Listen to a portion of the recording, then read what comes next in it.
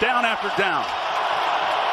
10 tackles in the game. 3rd down and 17. Setting up a screen for Kamara. Good pursuit, and Jaylon Smith delivers the blow, and Kamara a bit staggered after that hit. 4th down.